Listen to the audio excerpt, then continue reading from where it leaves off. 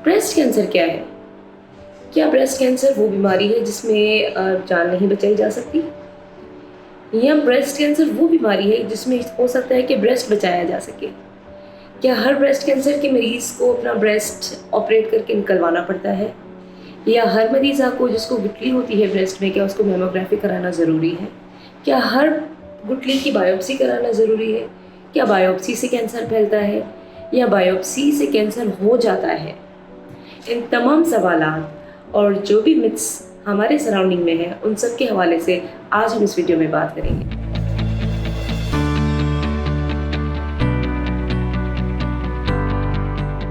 अस्सलाम वालेकुम, मेरा नाम डॉक्टर सारा मेमन है। मैं FCPS जनरल सर्जरी हूँ और गुज़िश्ता 8 साल से मैं जनरल सर्जरी और ब्रेस्ट सर्जरी के वार्ड में सिविल अस्पताल हैदराबाद में काम कर रही हूँ और प्राइवेट हॉस्पिटल करती हूँ। आज की ये वीडियो में हम बात करेंगे कि ब्रेस्ट कैंसर क्या है, किस नौइयत का ये कैंसर है और कितना आम है आज की ख़वातीन में, हमारी ख़वातीन में, और क्या उसके रिस्क फैक्टर्स हैं, क्या उसकी ट्रीटमेंट ऑप्शंस हैं और इसके लिए हमें क्या करना चाहिए। तो सबसे पहले तो ये बात मैं कहना चाह रही हूँ कि हर 9 में से 1 ख़वातीन को ब्रेस्ट कैंसर होता है पाकिस्तान में। ये नंबर बहुत अलार्मिंग है। उसका मेन रीज़न ये है कि एक तो हमें वो फैक्टर्स हैं प्रेजेंट हमारी पॉपुलेशन में जो कि ब्रेस्ट कैंसर करवाती हैं। दूसरी बात ये कि तशख़ीस भी बढ़ गई है जिसकी वजह से नंबर बढ़ गया है। तो वो कौन से फैक्टर्स हैं जो हमारी पॉपुलेशन में ब्रेस्ट कैंसर करवा रहे हैं?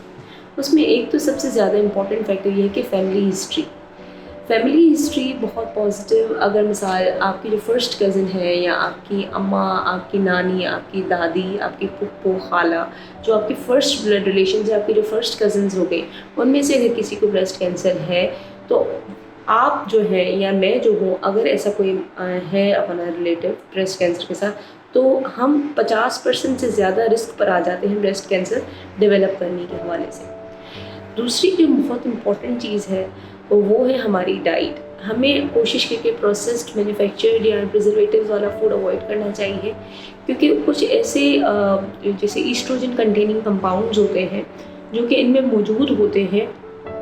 स्पेशली अगर हम जैसे जो फार्मी चिकन इस्तेमाल करते हैं या ऐसी कोई प्रोसेस्ड चीज़ इस्तेमाल कर रहे होते हैं, क्योंकि हमें उसके एक्चुअल इंग्रेडिएंट्स नहीं पता होते। तो इंक्रीज़ ईस्ट्रोजन किसी भी चीज़ में अगर होगी, अगर उसका इंटेक कोई फीमेल करती है तो उसमें ब्रेस्ट कैंसर होने का चांस बढ़ जाता है। जो औरतें अपने बच्चों को 2 साल तक दूध नहीं पिलाती उनमें कैंसर का चांस ज़्यादा है। जो औरतें प्रेगनेंसी के शादी के काफ़ी टाइम के बाद प्रेगनेंसी करती हैं और ज़्यादा अरसे तक ओरल कंट्रासेप्टिव पिल्स लेती हैं, उनका भी कैंसर का चांस बढ़ता है। लेकिन उसमें शर्त ये है कि OCPs आपने 10 साल से कम ज़्यादा तक ली हो। दूसरी बात ये कि फर्स्ट प्रेगनेंसी की जो जैसे मैंने बात की, वो अगर लेट एज में होती है तो वो भी एक रिस्क फैक्टर्स है। ये सब बेसिकली जो एक हार्मोन होता है ईस्ट्रोजन, उसको रेगुलेट करने वाली चीज़ें होती हैं।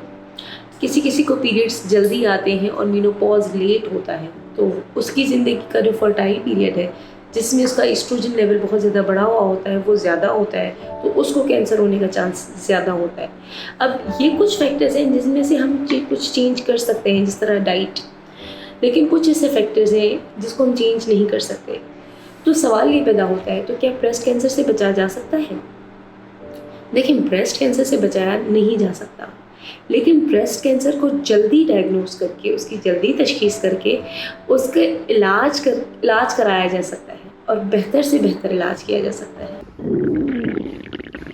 लगता है बाजार के खाने बहुत खाते हो। जी डॉक्टर साहब, मैं ये मेडिसिन प्रिस्क्राइब कर रहा हूँ, वो आप ले लेना। अब कोई भी मसला हो तो मरहम से डॉक्टर की ऑनलाइन कंसल्टेशन बुक करो, क्योंकि डॉक्टर से बात होगी अब घर पर। हम जो भी कैंसर को डील कर रहे होते हैं, चाहे वो ब्रेस्ट का हो या किसी और जगह का हो, हर कैंसर को हम स्टेज करते हैं। स्टेज करके यानी उसमें हमें उसका साइज़, उसकी वजह से जो बगलों में गुठलियाँ बनती हैं उनका साइज़, उनके नंबर, और दूसरी बात कि वो जिससे में कहाँ फैला है वो चीज़, ये सारी चीज़ें मिलाकर स्टेज निकाला जाता है।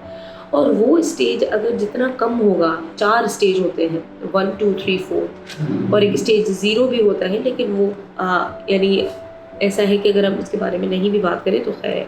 लेकिन स्टेज 1 2 3 4 में से अगर आपके पास मरीज़ स्टेज 1 या 2 में आता है तो भी चांस होता है कि ना सिर्फ कैंसर को बल्कि आप मरीज़ के ब्रेस्ट को भी बचा सकते हैं। اب بات یہ آتی ہے کہ جلدی اسٹیج میں مریض کیسے ملے. تو جلدی اسٹیج میں مریض تب ہمیں مل سکتا ہے یا آپ کی سراؤنڈنگ میں کوئی ایسی خواتین جن کو بریسٹ کینسر ہے وہ اپنا اسٹیج جلدی تب نکلوا سکتی ہیں جب وہ اس کے لیے انویسٹیگیشن کروائیں. اور 2 انویسٹیگیشنز ہوتی ہیں جو البتہ بہت ضروری ہوتی ہیں. ایک ہوتی ہے میموگرافی اور ایک ہوتا ہے ultrasound. Mammography both breast and axilla and ultrasound both breast and axilla. اب میموگرافی جو ہے وہ عموماً 35 سال کے اوپر کی خواتین میں ایڈوائز کی جاتی ہے اور الٹرا ساؤنڈ جو ہے وہ 35 سال کی کم عمر میں ایڈوائز کی جاتی ہے.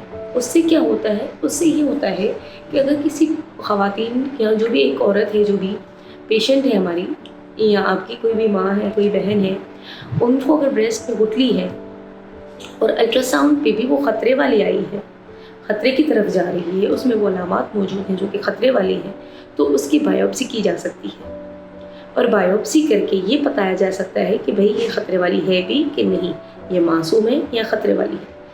دوسری جگہ پر اگر ہم دیکھیں کہ اگر میموگرافی میں بھی یہی ہوتا ہے, میموگرافی میں کچھ سائنز ہوتی ہیں وہ اگر موجود ہیں تو میموگراف بتا رہا ہوتا ہے ہمیں, اس کی جو فلم ہوتی ہے اس میں پتہ چلتا ہے کہ بھائی یہ جو گٹھلی ہے یہ خطرے والی ہے کہ نہیں ہے. اگر ہمیں لگتا ہے کہ یہ خطرے والی ہے تو اس کی بایوپسی کی جاتی ہے اور بایوپسی, الٹرا ساؤنڈ, میموگرافی یہ ساری OPD کی بیسس پر چیزیں ہوتی ہیں جو کہ ہر بریسٹ کلینک میں کی جاتی ہیں. ہم اس کے بڑے خوش قسمت ہیں پہلے کے مقابلے میں کہ پہلے جب شروع میں مجھے یاد ہے میں نے ٹریننگ اپنی جب شروع کی تھی اس ٹائم پر اتنے اویئرنیس پروگرام نہیں ہوتے تھے اور نہ ہی اتنی فیسلٹیز ہوتی تھیں. اب گورنمنٹ سیٹ اپ ہو یا پرائیویٹ سیٹ اپ ہو ہر جگہ پر بریسٹ کی بایوپسی, بریسٹ کی الٹرا ساؤنڈ, بریسٹ کی میموگرافی کی سب سہولت موجود ہے. اس کے حوالے سے ہم ایک اور بات کریں گے کہ اگر ہمیں جس طرح کینسر جلدی مل جاتا ہے یا ارلی اسٹیج میں مل جاتا ہے تو ان کیسز میں اگر ینگ فیمیل ہے اور ہم دیکھ رہے ہیں کہ ان کو اپنے کینسر کی انڈرسٹینڈنگ ہے تو بریسٹ بچانے کی بھی کوشش کی جا سکتی ہے جس کو کہتے ہیں بریسٹ کنزرونگ سرجری BCS. آج کل BCS زیادہ ہونے کا رجحان کا مین ریزن یہ ہے کہ لوگوں میں اویئرنیس ہے, وہ جانتے ہیں کہ اس کے لیے ان کو پوسٹ آپریٹو فالو اپ کرنا پڑے گا اور وہ کرتے ہیں اور ماشاءاللہ ان کا بہت اچھا رسپانس آتا ہے, اس میں ریکرنس آف ٹیومر پھر نہیں ہوتا. اچھا, کیمو تھراپی یا ریڈیو تھراپی کروائی جائے یا نہیں کروائی جائے, تو یہ اسپیشلی جب بریسٹ بچائی جاتی ہے, جب BCS کی جاتی ہے تو اس کے بعد ریڈیو تھراپی یا کیمو تھراپی کا جو کمبینیشن ہوتا ہے خاص کر کے ریڈیو تھراپی کا وہ بہت ضروری ہو جاتا ہے کیونکہ وہ ریکرنس کو, دوبارہ کینسر کے ہونے کو روکتا ہے, پریونٹ کرتا ہے. اس حوالے سے جو بھی معلومات یا جو بھی سوالات آپ کے ہوں آپ اس کے لیے اپوائنٹمنٹ بک کر سکتے ہیں. میرا نام ڈاکٹر سارہ ہے, میں ہاشم میڈیکل سٹی اور ابن قاسم ہاسپٹل میں اویلیبل ہوتی ہوں. آپ مرہم.p کے اپلیکیشن کے تھرو اپنے اپوائنٹمنٹ بک کر سکتے ہیں. Thank you.